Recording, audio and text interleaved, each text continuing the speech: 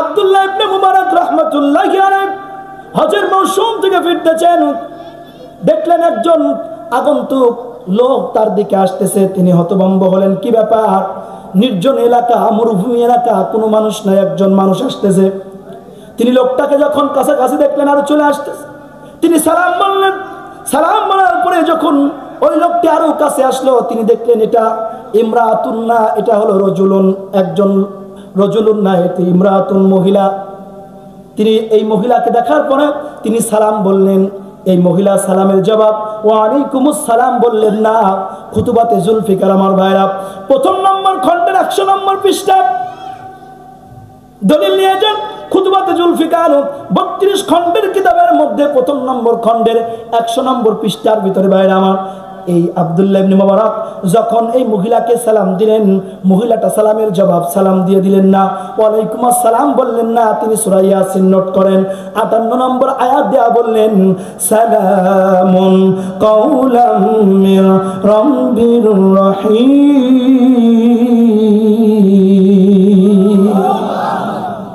আব্দুল্লাহ ইবনে মুবারক তদানীন্তন সময় ওই জামানার সবচেয়ে জবরদস্ত আলেম ছিলেন, জোরে বলেন সুবহানাল্লাহ।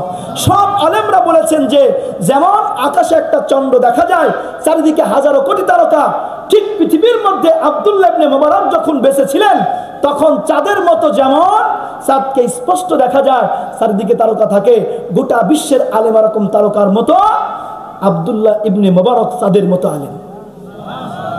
এই আব্দুল্লাহ ইবনে মুবারক চিন্তা করলেন যে আমি পুরুষ মানুষের, আমি বিজ্ঞ আলেম বিশ্বের মধ্যে এখন, আর এই মহিলা আমাকে সালামের জবাব সালাম না দিয়া ওয়ালাইকুম আসসালাম না বলে কোরআন থেকে জবাব দিল, বিশাল ব্যাপার।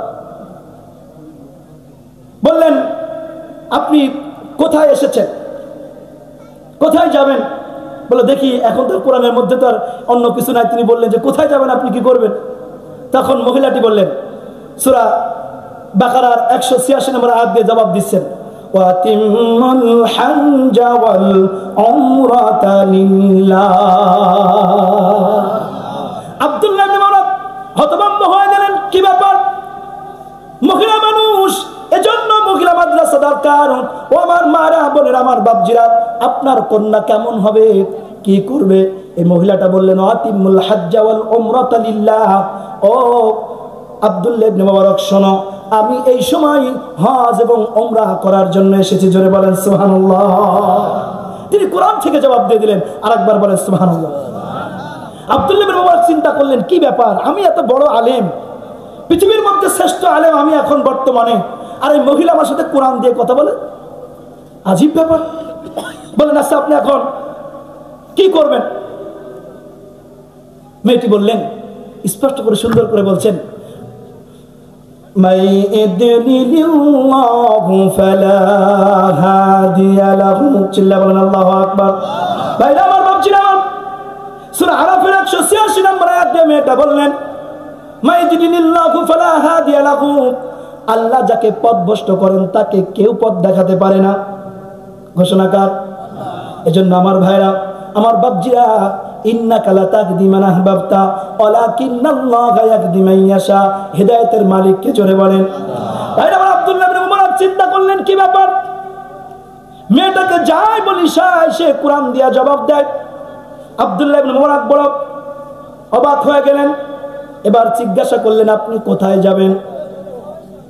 তিনি বললেন, উদখুলু মিসর ইনশাআল্লাহ আমিনিন। আমার ভাইরা, আমার বাপজিরা, সূরা ইউসুফের 9 নম্বর আয়াত দিয়ে একটি সেন্টেন্স দিয়ে তিনি বললেন, ও যে শহর দেখা যায় ওই শহরে আমি যাব, কারণ আমি আমার হজের সাথীদেরকে, আমার ছেলেদেরকে আমি হারায় ফেলেছি, আমি শহরে যাব। ভাইজান, বাপজানেরা আমার, এই কথা শুনে আব্দুল্লাহ ইবনে মুবারক বললেন, ও মহিলা, আমিও তো ওই শহরের দিকেই যাব, চলো তোমাকে একটু, তুমি বৃদ্ধা মহিলা, তোমাকে একটু আমি আগায় দেই। চলে বলেন না সুবহানাল্লাহ। এবার আব্দুল্লাহ ইবনে মুবারক এই কথা যখন বললেন, মেয়েটা শুকরিয়া আদায় করলেন না, আলহামদুলিল্লাহ বললেন না। তিনি বললেন, ওয়াহসিনু ইন্নাল্লাহা ইউহিব্বুল মুহসিনিন। সূরা বাকারা 96 নম্বর আয়াতের একটি সেন্টেন্স পড়লেন। ভাইজান ভাবছেন আমার সূরা বাকারা 96 নম্বর আয়াতের একটি সেন্টেন্স পড়ে মহিলাটি বললেন, যদি কোনো মানুষ কাউকে ইহসান করে আল্লাহ তাকে উত্তম জাযা দান করবেন। আর একবার বলেন সুবহানাল্লাহ। ফাহসিনু ইন্নাল্লাহা ইউহিব্বুল মুহসিনিন। জোরে বলেন আল্লাহু আকবার। কোন মানুষ যদি এজন্য যদি নিজের জীবনকে বাজি রেখে কোন মানুষ যদি মানুষের জন্য নিবেদিত প্রাণ হয়, আল্লাহ বলছেন ফাহসিনু ইন্নাল্লাহ, নিশ্চয় আল্লাহ হিব্বুল মুহসিনিন, ওই বান্দার জন্য সব কাজকে সহজ করে দেবে। মহিলাটি বললেন, তুমি যেহেতু কাজটি করবে আল্লাহ তোমাকে উত্তম প্রতিদান দান করবে। লোকটি চিন্তা করছে বিষয়টা কি, যা বলি তাই তো কোরআন দিয়ে জবাব দেয়, কি বলবো। আব্দুল্লাহ ইবনে মুবারক তখন কি করলেন, কথা বন্ধ করে দিয়া কিছু উর্দু ফার্সি শের পড়া শুরু করছেন। শের পড়া শুরু করছেন। তো এই শের পড়া দেখে মেয়েটা বললেন, মেয়েটি একটু রাগ করলেন, বললেন আপনি মরনা মানুষ। তিনি বললেন ফাকরাউ মা তায়াসসারা মিনাল কুরআন। 29 নম্বর পারা সূরা মুজাম্মিল 20 নম্বর আয়াতটা মহিলাটা তেলাওয়াত করে বললেন, ও আলেম সাহেব শোনো, অন্য কোনো কিছু তেলাওয়াত না করে কোরআন থেকে একটু তেলাওয়াত করো, তোমার জন্য বরকত হবে। সুবহানাল্লাহ কি বলবেন না? ভাইরা আমার, বাপজিরা আমার, কোরআন এমন একটা কিতাব, এই পৃথিবীর মধ্যে 3টা জিনিসের দিকে তাকালেই সওয়াব হয়। 1 নম্বরে কাবাঘর, 2 নম্বরে আল্লাহর কোরআন, 3 নম্বরে হলো পিতামাতা। মেয়েটি বললেন, ও ভাই শোনো, তুমি বাজে কথা না বলে ফাকরাউ মা তায়াসসারা মিনাল কোরআন, তুমি একটু কোরআন তেলাওয়াত করো। আব্দুল্লাহ ইবনে মুবারক চুপ হয়ে গেলেন, কথা নাই জবানে।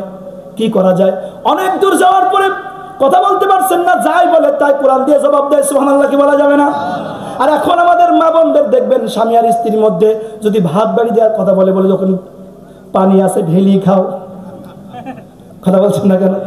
সারাদিন ভ্যান চালা রিক্সা চালা আসছেন, গেট খুলি দেখা যায় হুনু বিলালের মতো মুখ হুন্দা করে আসো হুম। কথা বলছেন না কেন? ও মা বোন, খুব ভালো করে বুঝেন, এই মহিলাটি যখন চলতেছেন আব্দুল্লাহ ইবনে মুবারকের জবানও বন্ধ, মহিলার কথাও বন্ধ, সামনে চলছেন। কিছুক্ষণ পরে এই লোকটি বললেন, আচ্ছা বলেন তো আপনি শহরের মধ্যে কাদের কাছে যাবেন? কাদের কাছে যাবেন? এবার মেয়েটা সেই কথা জবাব আর আমার মুখে বললেন না, কোনো অন্য শব্দ বললেন না। তিনি বললেন, আল মালু ওয়াল বানুনা জিনাতুল হায়াতিদ দুনিয়া। মাল এবং ছেলে সম্পদ আল্লাহ আমাকে নিয়ামত স্বরূপ দান করেছেন, তার মানে ওখানে আমার ছেলেরা আছে। যারা বলেন সুবহানাল্লাহ।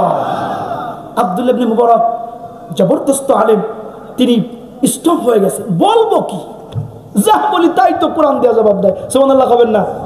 আর এখন আমার মা বোনরা বলে সমান অধিকার চাই, ঠিক কিনা বলে?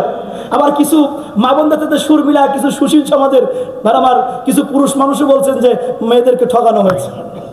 তো কি ঠকানো হয়েছে? এখন একটা মহিলার 4টা বাচ্চা হয়েছে, কয়টা? 2টা মেয়ে 2টা ছেলে। এখন যদি আপনি বলছেন, পুরুষ মানুষরা যারা বলেন যে মহিলাদের ঠকানো হয়েছে, তাহলে আপনিও তো ঠকিয়েছেন। কারণ আপনি যদি বলেন সমান অধিকার দরকার, তাহলে ছেলে মেয়ে কয়টা? 4টা, তাহলে 2টা আপনি পেটে ধরেন। কথা বলছেন না কেন? 4টা আপনার বউ পেটে ধরছে, আপনি তো 2টা ধরবেন, সমান অধিকার নেবেন। কথা বলছেন না কেন? আমার ভাই, আমার বাপজিরা, এবার মেয়েটি বললেন, এবার লোকটি বলছেন যে আচ্ছা তোমার যে ছেলেদের কাছে যাবা সেই ছেলেগুলোর নাম কি? মঞ্চে ছেলেদের নাম তার কোরআন শরীফের মধ্যে নাই। তখন মেয়েটি কোরআনের একটি আয়াত তেলাওয়াত করে বলেন, ইব্রাহিম ওয়া ইসমাঈল ওয়া ইসহাক।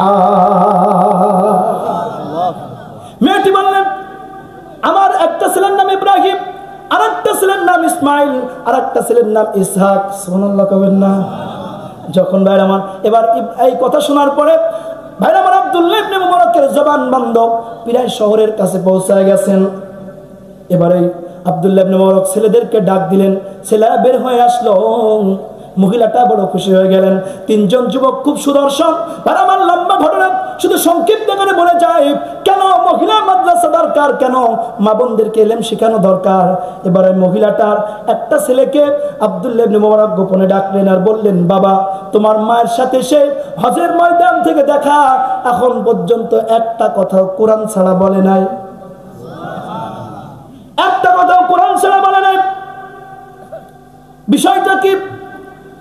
এই মহিলার ছেলেটি বলল, আমার মা হলো কোরআনের হাফেজা, আমার মা হলেন তদানীন্তন সময়ের একজন আলেমা, অনেক হাদিস তার মুখস্থ। এই যে ছোট্ট মেয়েরা হাদিস বলতেছিল, বারবার মনে পড়তেছিল, আরে এই মেয়েগুলো যদি আমাদের ঘরের মধ্যে পর্দার সাথে থাকে, এই মেয়েগুলোর গর্ভেই আবার শাহ মাকদুম শাহ পরান, জুনায়েদ বাগদাদী রহমাতুল্লাহ আলাইহি, শিবলি নোমানী, কোরআনের পাখি, হাফেজ তাকরিমের মতো, হাফেজ নাজমুস সাকিবের মতো হাজারো হাজারো হাফেজ এই মাদের গর্ভে থেকে বের হবে। কথা বলেন ঠিক কিনা? বললেন আমার মা হাফেজা এবং আলেমা। আচ্ছা, তোমার মা কোরআন দিয়ে কতদিন কথা বলে? বলে আমার মা একটি কোরআনের আয়াতের হাদিস পড়ার পর থেকে, তখন থেকে তিনি কোরআন দিয়ে কথা বলেন। কেন? আজ 20 বছর একটানা শুধু কোরআন দিয়ে কথা বলেন, কোনো কথা তিনি কোরআন ছাড়া বলেন না। 20 বছর কেন? যে তিনি শুনেছিলেন যে আল্লাহ তাআলা প্রত্যেকটি কথার হিসাব নেবেন। কি করবেন? আল্লাহ প্রত্যেকটি জবানের প্রত্যেকটি কথার হিসাব নেবেন। ওই জন্য মহিলা বলছেন, কথা যেহেতু আল্লাহর, কোরআন যেহেতু আল্লাহর, আল্লাহর কথা বললে তার হিসাব নেবে না। এই জন্য 20 বছর ধরে মহিলাটা শুধু কোরআন দিয়েই কথা বলে। জোরে বলেন সুবহানাল্লাহ।